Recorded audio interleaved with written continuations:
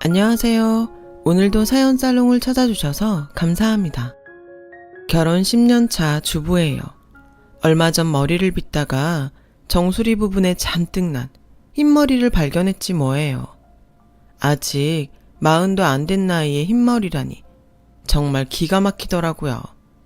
친구한테 전화해 하소연을 했더니 사람이 갑자기 신경을 많이 쓰면 유전과 상관없이 이른 나이에도 흰머리가 생긴다고 하더군요. 그 말을 듣고 보니 이해가 갔어요. 사실 제가 얼마 전까지 엄청나게 마음고생을 했거든요.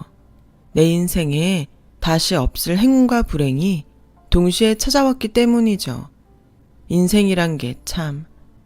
저는 소위 말하는 흙수저예요. 어린 시절 우리 집은 철마다 이사를 다닐 정도로 가난했죠.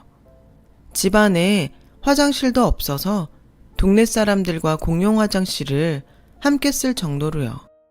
그래도 어릴 때는 우리 집이 어느 정도로 가난한지 잘 몰랐어요. 주변에 비교 대상이 없었으니까요. 동네 친구들도 다들 저희 집과 비슷한 형편이었거든요. 그런데 8살이 돼서 초등학교에 입학해보니 바로 알겠더라고요. 같은 반 친구 집에 생일 초대를 받아 갔는데 친구네 집을 보고는 놀랐거든요. 피아노에 침대, 그리고 무엇보다 집안에 화장실이 2개나 있더라고요. 우리 집에는 하나도 없는 화장실이요. 그중 한 곳에는 커다란 욕조도 있었어요. 친구는 밤마다 동생이랑 욕조에서 물놀이를 한다고 하더군요. 저는 집에 돌아와서도 그 커다란 욕조가 잊혀지지 않았어요. 매일 밤 욕조에서 물놀이를 할 수 있다니 우리 집에선 상상도 못할 일이니까요. 그때 확실히 알 수 있었어요. 우리 집이 얼마나 가난한지를요. 하지만 부모님께는 이런 얘기는 일절 하지 않았어요. 제가 어리긴 했어도 부모님을 슬프게 할 거란 정도는 알고 있었으니까요. 화장실이 딸린 집에서 살게 된 건 초등학교 2학년 가을부터였어요. 남들한테는 평범한 화장실이겠지만 저는 너무 신기하고 좋아서 이사한 날 몇 번이나 화장실 문을 열어봤더랬죠. 그 후로도 몇 번의 이사가 이어졌어요. 하지만 집을 좀 넓혀갈까 할 때마다 동생이 태어나는 바람에 저희 집 사정은 늘 제자리 걸음이었죠. 철마다 이사하는 메뚜기 생활은 제가 고등학교에 갈 때까지 이어졌어요. 그래도 열심히 살아오신 부모님 덕분에 제가 고3이 되던 해 드디어 저희 가족도 내 집 마련의 꿈을 이룰 수 있었죠. 비록 언덕배기에 위치한 코딱지만한 다세대 주택이었지만 이사 걱정 없이 살 수 있어서 얼마나 좋았는지 몰라요. 벽에 못을 박을 때마다 집주인의 허락을 받을 필요도 없고 전세금 올려달라는 집주인 전화에 잠을 설치며 한숨 쉬는 부모님을 보지 않아도 됐으니까요. 그때는 그것만으로도 행복했어요. 하지만 기쁨도 잠시였죠. 집을 살 때 받은 은행 융자 원금과 이자가 또다시 부모님을 옥죄었거든요. 비록 내 집 장만의 꿈은 이루었지만 우리 집 생활은 오히려 이전보다 더 어려워졌어요. 결국 아빠는 퇴근 후에 대리운전까지 해야 했고 파출 일을 하던 엄마는 쉬는 날도 없이 일했지만 그래도 늘 가계부는 적자였죠. 그래서 저는 대입은 꿈도 못 꾼 채 고등학교를 졸업하기도 전에 취업을 해야 했어요. 밑으로 어린 동생이 2이나 있어서 장녀인 제가 부모님 짐을 나눠줘야 한다고 생각했거든요. 다행히 실업계 고등학교에서 디자인을 전공한 덕에 조그마한 광고업체에 들어갈 수 있었어요. 직원이라고는 저를 포함해 총 4명뿐인 영세한 업체였지만 제 능력으로는 최선의 선택이었죠. 저를 받아준 유일한 회사이기도 했고요. 저희 회사에서는 주로 지역 광고나 현수막, 전단지 등을 제작했어요. 동네 마트 할인 광고나 오픈한 치킨집 전단지 같은 것들이었죠. 회사 규모는 작았지만 신기하게도 일이 끊이지 않고 들어와서 월급도 따박따박 잘 나왔어요. 덕분에 자주 야근을 하긴 했지만요. 제가 맡은 업무는 메인 디자이너를 보조하는 일이었어요. 그리 어려운 일은 아니었지만 학교에서 배운 것과 실전 업무는 너무 달라서 처음엔 욕도 많이 먹고 고전을 면치 못했어요. 그래도 그렇게나마 실전 경험을 쌓을 수 있어서 단기간에 실력이 꽤 늘었어요. 그렇게 일을 배워가던 어느 날 메인 디자이너가 사표를 냈지 뭐예요. 업무에 비해 연봉이 낮다는 게 사표를 낸 이유였죠. 선배는 회사를 그만두기 전 조용히 저를 불러 그러더군요. 너도 어지간하면 다른 회사 알아봐. 여기 있어 봤자 악덕 사장한테 피만 쪽쪽 빨릴 테니까. 저도 모르는 바는 아니었어요. 하지만 제가 정식 디자이너도 아니고 고작 보조인데 어딜 갈 수 있겠어요. 경험이 쌓일 때까지는 어떻게든 붙어 있는 게 상책이었죠. 그런데 메인 디자이너가 나간 지 2주가 지났는데도 사장님은 디자이너를 구할 생각을 안 하더라고요.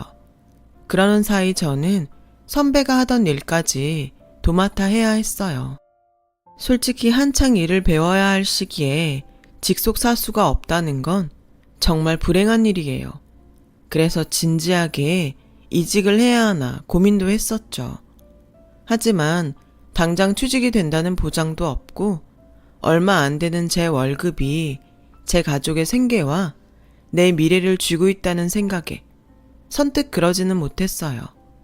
이런 제 처지를 잘 아는 사장님은 제게 청소부터 고객 상담 등 잡다한 일까지 모조리 시켰어요.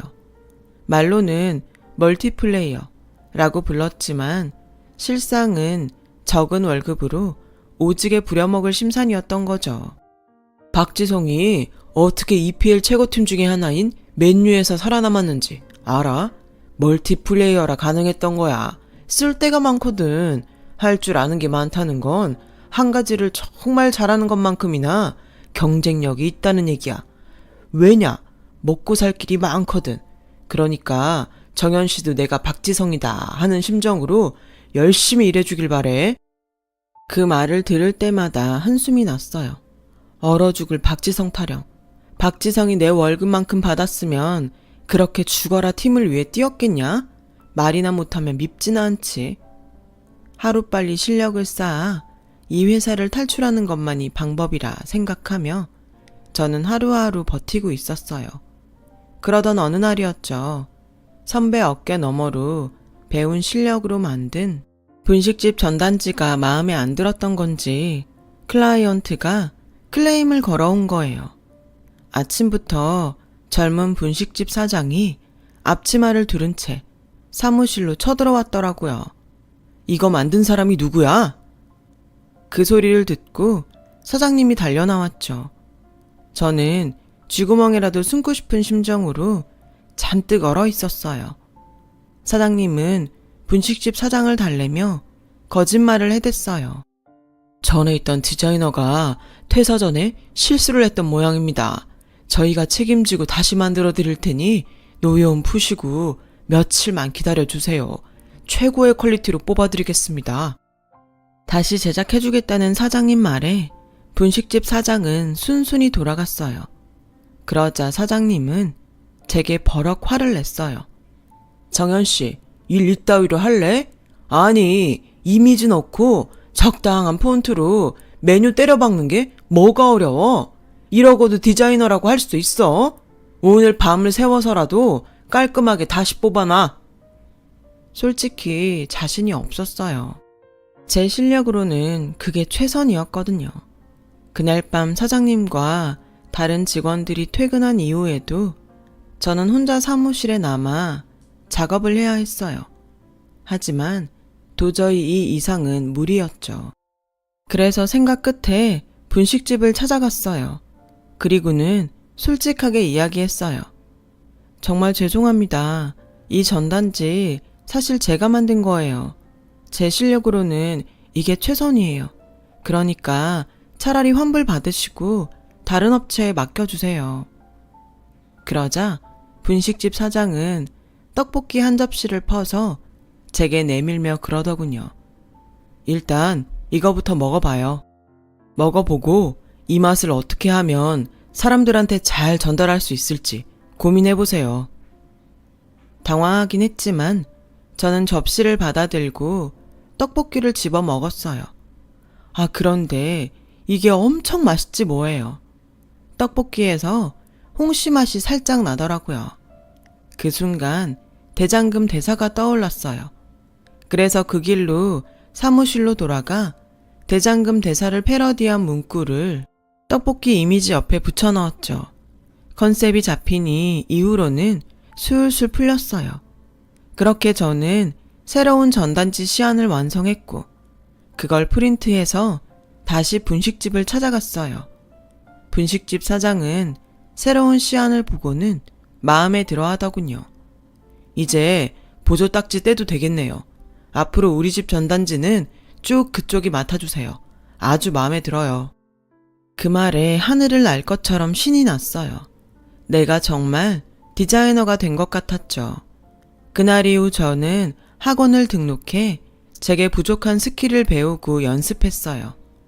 퇴근 후에 학원까지 다니니 몸은 지치고 고단했지만 실력은 나날이 늘어갔고 조금씩 작업에 자신감이 생기기 시작했어요. 그리고 얼마 뒤 남자친구도 생겼죠. 바로 그 분식집 사장이요.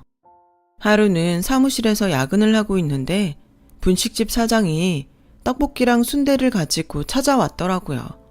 사무실에 불이 켜져 있는 거 보고 제가 야근하는 걸 알았다나요? 어떻게 전 줄 알았어요? 창문을 닫아놔서 밖에선 안 보일 텐데? 그 사무실에서 밤늦게까지 일하는 사람은 그쪽밖에 없잖아요. 그러니 당연히 알죠. 얘기를 듣고 보니 그렇기는 했어요. 아무튼 이후로도 제가 야근을 할 때마다 분식집 사장은 야식을 들고 사무실을 찾아왔고 그렇게 만남이 지속되다 보니 자연스레 연인관계로 발전하게 되었어요. 알고 보니 분식집 사장은 제가 처음 이 회사에 출근하던 날부터 저를 마음에 두고 있었다고 하더라고요. 분식집이 바로 우리 사무실 맞은편에 있어서 제가 아침 청소를 하는 모습부터 야근하는 모습까지 다 지켜봤던 거죠. 우리 회사에 전단지를 맡긴 것도 저랑 안면을 트기 위해서였고요. 아주 주도 면밀한 사람이죠. 이 사람이 바로 제 남편이랍니다. 우리는 그 후로 6년간 연애를 하고 결혼을 했어요. 저희 집이나 시댁이나 사는 형편이 비슷해서 딱히 반대는 없었어요. 결혼식이며 신혼집까지 모두 우리 힘으로 해결해야 했기 때문에 더더욱 그랬는지도 모르겠지만요. 남편도 저도 둘 다 집의 첫째라서 살림미천 노릇을 하며 살았다는 공통점이 있었어요. 그래서인지 서로 통하는 점도 많고 서로를 이해하는 면도 많아서 오랜 연애 기간 동안에도 크게 싸우는 일 없이 의지하며 지낼 수 있었죠. 그건 결혼하고도 마찬가지고요. 가난했던 어린 시절을 겪어서 그런지 남편도 저도 집에 대한 애착이 남들보다 강한 편이에요. 그래서 사회생활을 시작하면서부터 바로 청약통장부터 만들었죠. 비빌 언덕이 없는 저희 같은 사람들에겐 내 집 마련의 꿈을 이루기엔 청약통장만한 게 없으니까요.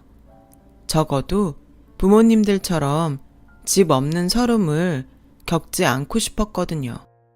하지만 기대가 크면 실망도 큰 법이라고 매번 탈락을 하고 보니 언제부턴가는 청약 당첨이 로또처럼 느껴지더라고요. 쉽게 시작할 수는 있지만 당첨은 나와는 상관없는 먼 나라 얘기 같으니까요. 그렇게 10년을 버텼어요.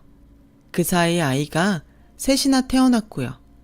셋째 아이를 임신하고 점을 보러 간 적이 있는데 거기서 그러더라고요.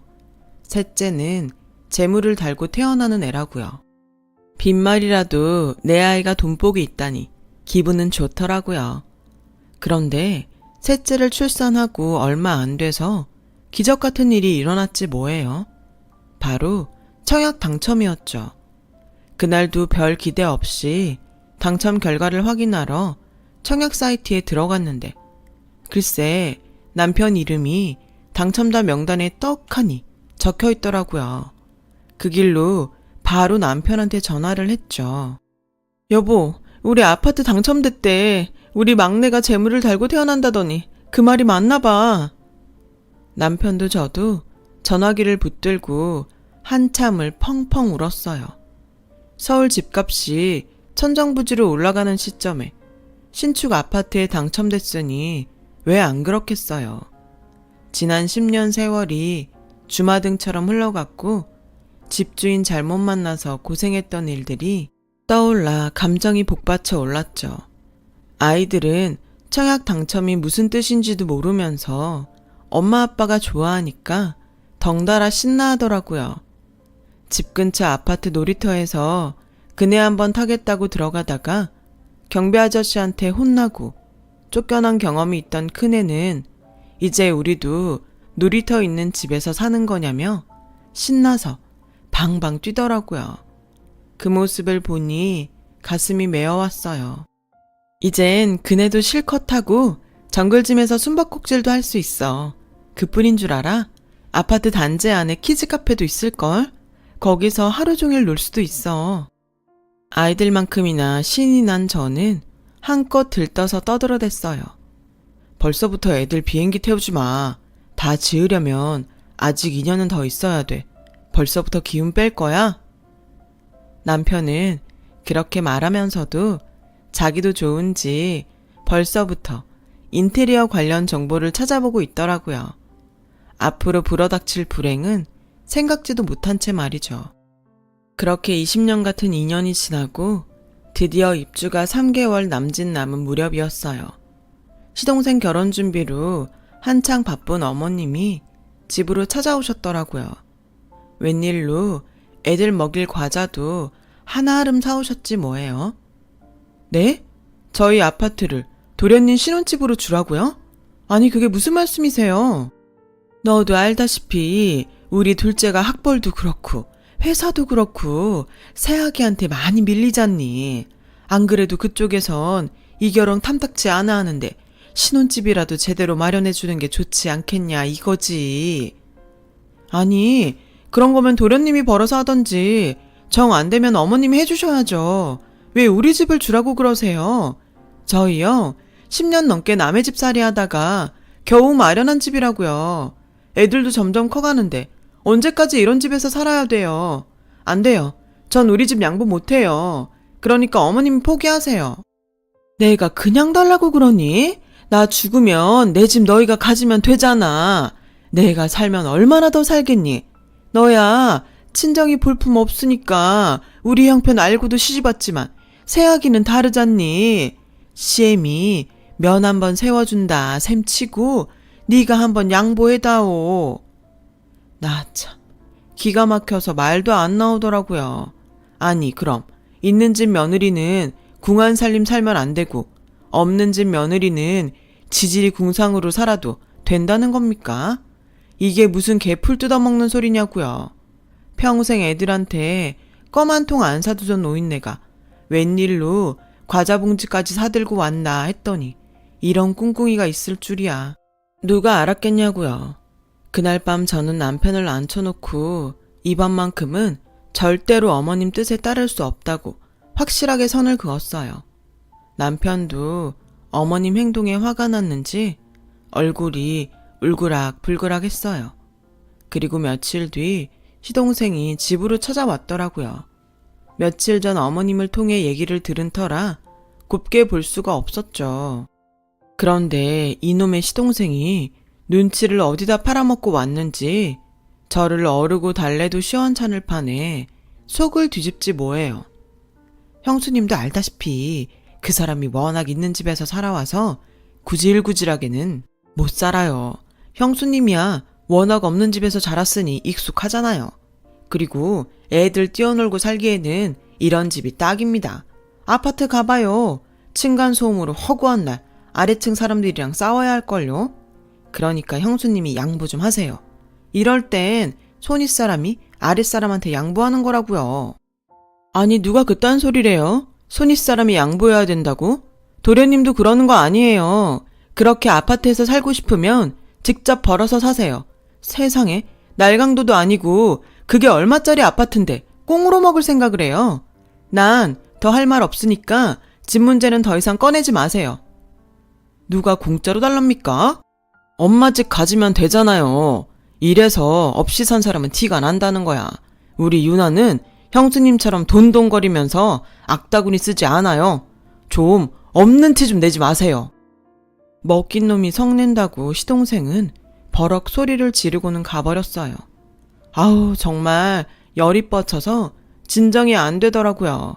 누구 하나 걸리면 그대로 반 죽여놓을 것 같은 심정이었어요. 제가 이렇게 열폭을 하는 동안 남편은 남편대로 예비 동서랑 말씨름을 하고 있더라고요. 나이도 어린 게 아주버님한테 바락바락 대들면서 영업장에 찾아와 난동을 부린 모양이더라고요. 남 같으면 바로 경찰에 신고할 테지만 그놈의 가족이 뭐라고 이러고 입씨름을 했지 뭐예요.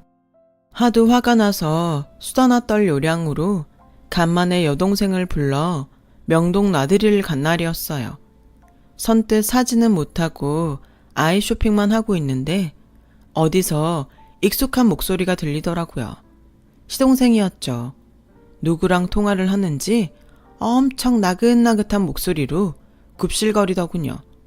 호칭을 들어보니 예비 장모랑 통화를 하는 모양이었어요. 네, 장모님, 걱정 마세요. 10월에 입주니까 결혼식 전에 인테리어 공사 싹 끝내 놓을 거예요. 아우, 당연히 안방은 장모님이 쓰셔야죠. 방이 3개나 되는데 무슨 걱정이에요? 제가 아들 같은 사유로 평생 장모님 모시고 살 테니까 마음 푹 놓으세요. 아파트 인테리어도 장모님 취향에 맞게 싹 고쳐놓을게요. 네네, 들어가세요 장모님. 아, 미친.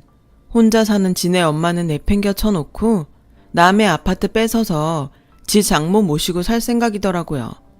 이걸 알고도 시어머니는 우리 아파트를 작은 아들 주라고 그 난리를 피운 건지 궁금하더라고요. 그래서 디데이를 시아버님 제삿날로 잡고 단단히 벼르고 있었어요. 그리고 드디어 제삿날이 되었죠. 시동생은 물론 예비동서도 일찌감치 와 있더라고요.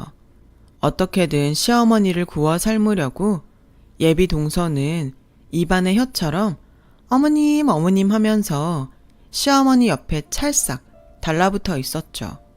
평소엔 지네 아빠 제사건 뭐건 놀러다니기 바쁘던 시동생도 평소와 달리 밤도 깎고 음식도 나르며 안 하던 짓을 했어요. 그 꼴이 어찌나 가증스럽던지 토가 쏠릴 정도였죠. 그런데 시어머니도 마찬가지더라고요. 예비 며느리한테 궁색한 살림 안 들키려고 평소 애지중지하던 그릇들을 잔뜩 꺼내놨지 뭐예요. 제가 연애 시절 놀러왔을 땐 이빨 빠진 접시도 그냥 내던 양반이 말이죠. 이렇게 대놓고 사람 차별을 하다니 정말 속상해서 미칠 것 같았어요. 어머님, 생각해봤는데요. 저희 아파트 말이에요. 도련님네한테 양보할까봐요. 그래? 아유, 큰애야. 네가 생각 잘했다. 역시 큰며느리라 다르긴 다르구나. 형수님, 진짜 그러실 일이지. 저 솔직히 이번 일로 형수님한테 많이 서운했어요. 아파트 양보한다는 말에 모자가 아주 입이 찢어지더라고요. 그 상황에 남편은 아무 말도 못한 채 놀란 눈으로 저를 쳐다보기만 했죠. 근데요, 어머님, 조건이 있어요. 약속대로 어머님 집 저희 주세요. 어머님 돌아가신 다음에 말고 지금요. 형수님, 그럼 엄마는 어디서 살라고요? 어디서 살긴요. 도련님네랑 같이 아파트 생활 하셔야죠. 연세 드신 노인들은 이런 주택보다 아파트 사시는 게 더 편하세요. 안 그래요, 어머님? 그럼 그럴까? 제 말에 어머님은 얼굴이 확 피셨죠. 반대로 시동생과 예비동서는 똥 씹은 표정이 됐고요. 말도 안 돼요. 내가 첫째도 아닌데 왜 엄마를 모시고 살아요? 형수님, 지금 저 매기는 거예요? 그러지 않고서는 어떻게 엄마를 모시고 살라고 그래요? 아니 도련님, 장모는 되고 자기 부모님은 안 된다는 거예요 지금? 우리 아파트 뺏어서 장모님 모시고 살 계획이잖아요. 인테리어도 장모 취향대로 한다면서요. 제 말에 시어머니 얼굴이 붉어졌어요. 그건 제 남편도 마찬가지였죠. 아니, 누가 그래요? 내가 장모님 모시고 산다고. 형수님, 아파트 내주기 싫으면 그냥 싫다고 하세요. 증거도 없으면서 사람 모함하지 말고. 아, 그래요? 증거를 원하시는구나. 그럼 원안이 드립니다. 잘 들으세요. 저는 지난번 명동에서 녹음해둔 시동생 통화 파일을 틀었어요. 그 내용을 들은 시어머니는 주먹을 부르르 떨더니 제사상에 놓인 수박을 시동생 머리에 던졌어요. 이 썩을 놈아, 네 애미는 내팽개치고? 뭐? 장모랑 살아? 그래, 이참에 네 장모 집에 가서 장모 아들로 평생 살아라. 아우, 저런 걸 자식이라고 낳고 미역국을 먹었다니 내가 미쳤지. 엄마, 그런 거 아니야. 장모님이 같이 사는 조건으로 결혼 승낙 해주신다고 해서 그래서 할 수 없이 그런 거야. 난 엄마밖에 없어. 자기 뭐해? 아니라고 말씀드려. 아니긴 뭐가 아니야. 그럼 우리 엄마 안 모시겠다는 거야? 나 그런 거면 이 결혼 못해. 어떻게 엄마만 혼자 두고 시집을 가? 싫어. 그럴 거면 나 이 결혼 안 해. 어머님, 서운하셔도 어쩔 수 없어요. 저희 엄마 지금까지 아빠 사랑받고 귀하게 사신 분이라 혼자 못 사세요. 어머님은 혼자서도 잘 하시잖아요. 그러니까 어머님이 이해하세요. 예비동서의 말에 시어머니는 거품을 물고 발악하셨어요. 야, 이것이 네 애미는 여자고 난 여자도 아니냐? 누군 귀하고 누군 천해? 어디서 그런 되지도 않는 소리야? 뚫린 입이라고 함부로 짓거리지 마. 그 순간 저도 모르게 웃음이 터졌어요. 어머님이 그런 말씀하실 처지가 아니죠. 불과 몇 분 전까지만 해도 어머님이 저랑 동서를 그렇게 차별하셨잖아요. 어머님이 당해보니까 어떠세요? 제 심정 이제 이해 가세요? 그러게 애초에 왜 남의 아파트는 탐을 내서 이 사단을 만들어요? 도련님, 남이 피땀 흘려 얻은 걸 날로 먹을 생각 마시고 제발 스스로 노력해서 얻으세요. 안 그럼 이렇게 탈나는 법이에요. 앞으로 한 번만 더 우리 아파트 탐냈다간 저 법적으로 대응할 겁니다. 아셨어요? 여보, 얘들아 가자. 우리 식구는 그 길로 집으로 돌아왔어요. 결국 시동생 결혼은 파투가 났고 이번 일로 어머님과 동생한테 감정 상한 우리 부부는 시댁과 연락을 끊은 채 살고 있어요. 그리고 지난주에 우리는 꿈에 그리던 아파트로 이사를 왔어요. 욕조에서 물놀이를 하는 딸들을 보며 그 옛날 친구 집 욕조를 부러워했던 제 모습이 떠올라 약간 뭉클하긴 했어요. 그래서 앞으로 이 집에서 좋은 기억을 많이 남길 생각이에요. 이렇게 열심히 살다 보면 우리 가족한테 더 좋은 날들도 많이 찾아오겠죠. 지금까지 제 사연을 들어주셔서 감사드려요. 들어주신 모든 분들도 건강하고 행복하세요. 여러분, 사연 댓글에 응원과 현명한 조언 부탁드려요. 좋아요와 구독은 저에게 큰 힘이 됩니다.